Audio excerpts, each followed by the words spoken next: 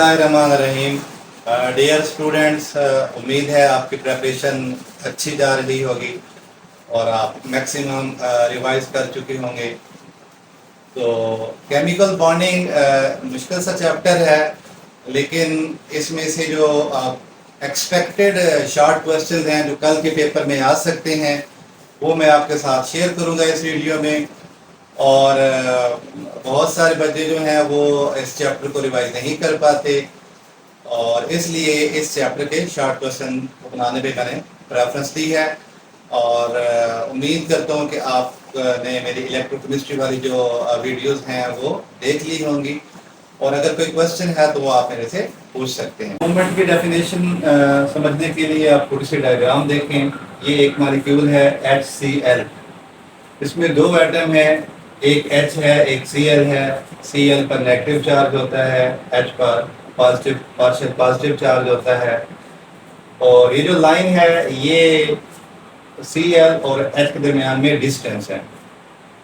तो कुल दो क्वांटिटीज हैं जिनको हमने मल्टीप्लाई करना है, ज़रब देनी है, तो वो उनका जो प्रोडक्ट होगा उसको हम डाइपोल मोमेंट कहते हैं। एक जो क्वांटिटी है वो ये है कि Cl और H इन दोनों में से किसी एक पर चार्ज, ये एक क्वांटिटी है। और जो दूसरी है Cl और H के दरमियान में डिस्टेंस, इस डिस्टेंस को चार्ज के साथ मल्टीप्लाई करना है, तो जो आंसर आएगा वो डाइपोल मोमेंट होता है। ये देखें जी, इट इज प्रोडक्ट मल्टीप्लाई करना है इलेक्ट्रिक चार्ज, जो चार्ज होगा ऑन आइदर एटम, इन दोनों में से किसी एक एटम पर जो चार्ज होगा उस चार्ज को कैसे मल्टीप्लाई करना है, एंड ये डिस्टेंस के साथ कौन सा डिस्टेंस लेना है, Cl और H के दरमियान वाला। जो Cl है वो यहाँ पे नेगेटिव सेंटर है, H यहाँ पर पॉजिटिव सेंटर है। ये जो है म्यू डाइपोल मोमेंट की जो है वो सिंबल है। इसमें ये किसके बराबर है, Q इलेक्ट्रिक चार्ज है और जो R है वो Cl और H के दरमियान में डिस्टेंस है। तो ये जो चार्ज की यूनिट होती है वो कूलम होती है और जो डिस्टेंस है उसकी यूनिट क्या होती है, मीटर। तो मीटर कूलम इसकी यूनिट है।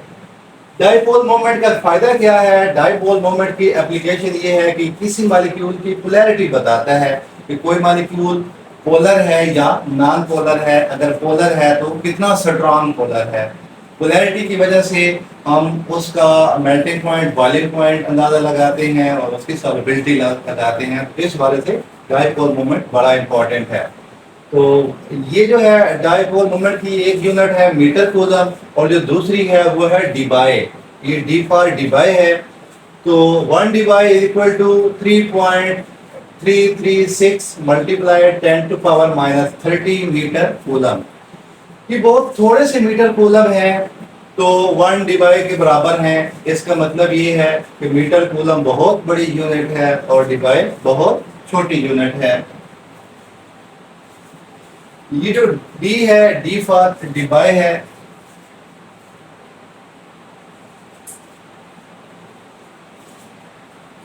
ये मत भूलिएगा, डी फॉर डीबाई। उसके बाद जो नेक्स्ट क्वेश्चन है वो है why dipole moment of CO2 and CS2 is 0।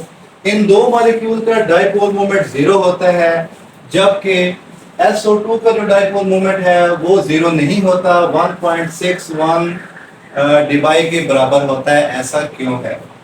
Question इसलिए बन रहा है कि CS2 3 एटम है, CO2 3 एटम है, SO2 3 एटम है। इन 3 एटम्स का जो है डाइपोल मोमेंट मजमूई तौर पर 0 है। इसका 0 क्यों नहीं है? तो वजह है जी ज्योमेट्री। जो CO2 एंड CS2 है 0 डाइपोल मोमेंट, इनका डाइपोल मोमेंट 0 है। इसकी वजह क्या है? Due to linear geometry. Linear mean एक स्ट्रेट फॉर्म में एटम्स अरेंज होते हैं। जैसा कि आप ये देखें कि CO2 C सेंटर में है, एक साइड पे एक ऑक्सीजन, दूसरी साइड पे दूसरा ऑक्सीजन।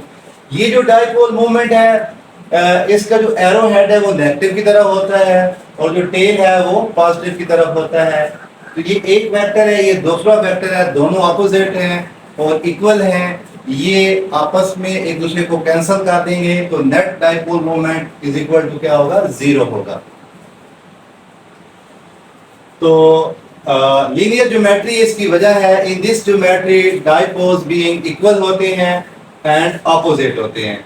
नतीजे में ये एक दूसरे को कैंसिल कर देते हैं और डाइपोल मोमेंट जीरो हो जाता है। But SO2 geometry is angular.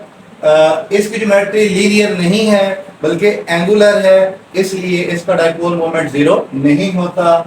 इसका 1.61 होता है। ये देखें S है तो नीचे को बेंड हो रहा है ऑक्सीजन, इधर एक तरफ दूसरी तरफ दूसरा ऑक्सीजन, तो ये एक वेक्टर है, ये दूसरा वेक्टर है, ये एरो हेड नेगेटिव की तरफ, टेल पॉजिटिव की तरफ। इन दोनों वेक्टर्स को जमा करेंगे तो ये रिजल्टेंट वेक्टर आ जाएगा जो नीचे की तरफ है, इन दो का सम होगा ये वाला वेक्टर।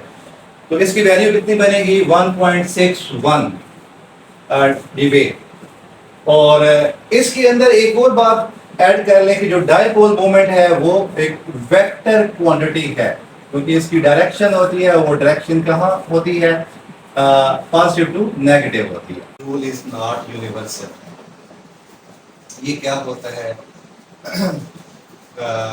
कोई भी एटम है तो उसका जो सबसे बाहर वाला शेल होता है उसको कहते हैं वैलेंस शेल। वैलेंस शेल में किसी एटम का सबसे बाहर वाला शेल। और ऑक्टेट रूल बेसिकली एक एटम की चाहत होती है, डिज़ायर होती है, ख्वाहिश होती है कि उसके वैलेंस शेल में 8 इलेक्ट्रॉन पूरे हो जाएं। अगर वो पूरे नहीं है तो इस ख्वाहिश को, इस टेंडेंसी को ऑक्टेट रूल कहते हैं। तो इसकी जो डेफिनेशन है वो देखते हैं कि टेंडेंसी ऑफ एटम, किसी भी एटम की सलाहियत टू गेन, हासिल करने की 8 इलेक्ट्रॉन इन वैलेंस शेल, अपने सबसे बाहर वाले शेल में 8 इलेक्ट्रॉन को गेन करने की जो किसी एटम के अंदर टेंडेंसी है उसको हम ऑक्टेट रूल कहते हैं। इसकी एग्जांपल देखें, fluorine gains 8 electrons in HF। ये HF बना हुआ है, इसमें जो डॉट्स बने हुए हैं वो फ्लोरीन के अपने एटम हैं। अगर आप काउंट करें तो ये 7 हैं, और एक जो क्रॉस है वो भी इलेक्ट्रॉन है, तो वो H का इलेक्ट्रॉन था, वो शेयर होने के बाद अब फ्लोरीन के वैलेंस शेल में 8 इलेक्ट्रॉन पूरे हो जाते हैं। तो यूं फ्लोरीन जो है वो ऑक्टेट रूल को फॉलो कर रहा है HF के अंदर। उसके बाद है octet rule is not universal. ये यूनिवर्सल नहीं है। यूनिवर्सल किसको कहते हैं? ऐसा रूल जो सब पे फॉलो हो, ऐसा रूल जिस पे सारे एलिमेंट पूरा उतरे, सारे एटम पूरा उतरे, वो यूनिवर्सल होता है। तो हम देख रहे हैं कि HF में F ऑक्टेट रूल को फॉलो कर रहा है, उसके पास 7 इलेक्ट्रॉन हैं, वो एक H के साथ शेयर करके 8 पूरे कर रहा है। जबकि octet rule is not universal, ये यूनिवर्सल नहीं है, because all compound formation is not according to rule. जो सारे के सारे कंपाउंड्स की फॉर्मेशन जब होती है, कंपाउंड की फॉर्मेशन कब होती है? जब एलिमेंट आपस में कंबाइन होते हैं, तो वो सम टाइम इस रूल को फॉलो नहीं करती, इसलिए ये यूनिवर्सल रूल नहीं है ऑक्टेट रूल। जैसे कि ये देखें, बोरान ट्राइक्लोराइड इसकी एग्जांपल है। इसमें बोरान, ये जो एक लाइन है, ये बॉन्ड है, इसमें 2 इलेक्ट्रॉन है, 2 2 4 2 6, यहाँ पे 6 इलेक्ट्रॉन बोरान के पास हैं 8 की बजाय। तो ये बोरान ट्राइक्लोराइड एक मॉलिक्यूल है जिसमें बोरान ऑक्टेट रूल को फॉलो नहीं करता। इसकी जो दूसरी एग्जांपल है वो है SF6। इसके अंदर भी सल्फर जो है वो ऑक्टेट रूल को फॉलो नहीं कर रहा। तो ये इसकी 2 एग्जांपल्स हैं, और ये बड़ा इंपॉर्टेंट क्वेश्चन है। नेक्स्ट क्वेश्चन है, bond distance is compromise distance. Bond distance किसको कहते हैं? ये इसका कंसेप्ट क्लियर करने के लिए, ये 2 एटम है हाइड्रोजन के, ये इनका न्यूक्लियस है सेंटर में। तो मैंने एक लाइन लगाई है, ये लाइन 2 हाइड्रोजन एटम के जो न्यूक्लियस का सेंटर है उसको आपस में कनेक्ट कर रही है। तो इस लाइन को बॉन्ड लेंथ कहते हैं, तो या बॉन्ड डिस्टेंस कहते हैं। Bond distance is an average distance between the nuclei of 2 bonded atom in A molecule. ये पूरा एक मॉलिक्यूल है जो रेक्टेंगल्स के अंदर है, इसके अंदर ये जो दो हैं ये हाइड्रोजन के एटम हैं। तो एक मॉलिक्यूल में जो दो बॉन्डेड एटम होते हैं उनके न्यूक्लियस का जो दरमियानी फासला होता है उसको बॉन्ड डिस्टेंस कहते हैं। तो it is 75.4 picometer of two hydrogen atoms. दो हाइड्रोजन एटम के न्यूक्लियस का जो सेंटर का फासला होता है वो 75.4 पिकोमीटर होता है। इसको कंप्रोमाइज डिस्टेंस क्यों कहते हैं? इसलिए कहते हैं कि इस डिस्टेंस पर पूरे जो मॉलिक्यूल की जो एनर्जी होती है, पोटेंशियल एनर्जी, वो मिनिमम होती है। और जो अट्रैक्टिव फोर्सेस होती हैं बिटवीन टू एटम्स और डोमिनेंट, वो डोमिनेंट होती हैं। और रिपल्सिव फोर्सेस जो होती हैं वो कम पड़ जाती हैं, और जो अट्रैक्टिव फोर्सेस होती हैं वो डोमिनेंट हो जाती हैं। तो नतीजे में वो जो दो एटम्स होते हैं वो एक दूसरे के साथ बॉन्ड बनाकर रह सकते हैं। ये ऐसा डिस्टेंस होता है जिस पर दो एटम के दरमियान में अट्रैक्टिव फोर्सेस मैक्सिमम होती है। तो उसके लिए हम ये वर्ड यूज कर रहे हैं कि अट्रैक्टिव फोर्सेस आर डोमिनेंट, जबकि रिपल्सिव फोर्सेस मीन रिपेल करने की जो फोर्सेस हैं वो कम हो जाती हैं। तो इसलिए बॉन्ड डिस्टेंस को कंप्रोमाइज डिस्टेंस कहा जाता है। बड़ा इंपॉर्टेंट ये वाला, what is paramagnetic character, why it is present in O2 but does not in O2 2 positive and O2 2 negative। जो पैरामैग्नेटिक कैरेक्टर है वो है क्या? वो O2 में होता है और O2 2 पॉजिटिव और O2 2 नेगेटिव में नहीं होता, ये बताना है। तो इसको बताने के लिए ये एक थ्योरी है, मॉलिक्यूलर ऑर्बिटल थ्योरी। इसकी अकॉर्डिंग ऑक्सीजन जो मॉलिक्यूल है, क्योंकि एक मॉलिक्यूल है तो इस मॉलिक्यूल के क्या होंगे? मॉलिक्यूलर ऑर्बिटल्स होंगे। इन ऑर्बिटल्स के अंदर अनपेयर्ड इलेक्ट्रॉन मौजूद हैं। और कितने मौजूद हैं? 2। तो इन अनपेयर्ड इलेक्ट्रॉन की वजह से जो O2 है ये मैग्नेट की जानिब अट्रैक्ट होता है। तो इस अट्रैक्शन को जो O2 की होती है मैग्नेट की तरफ, इस अट्रैक्शन को क्या कहते हैं? पैरामैग्नेटिज्म।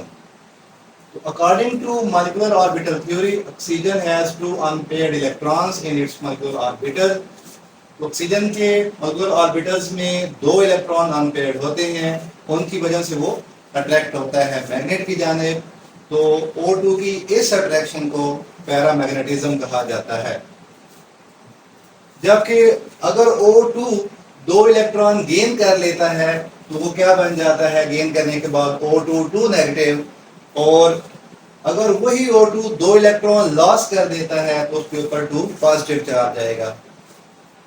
अब इन दोनों में O2 2 नेगेटिव में और O2 2 पॉजिटिव के अंदर जो अनपेयर्ड इलेक्ट्रॉन होते हैं वो प्रेजेंट नहीं होते, वो खत्म हो जाते हैं। तो अनपेयर्ड इलेक्ट्रॉन के खत्म होते ही जो O2 2 नेगेटिव का और O2 2 पॉजिटिव का पैरामैग्नेटिक कैरेक्टर है वो भी खत्म हो जाता है। वैनिश्ड मीन खत्म हो जाता है, डिसअपीयर हो जाता है, और ये अट्रैक्ट नहीं कर सकते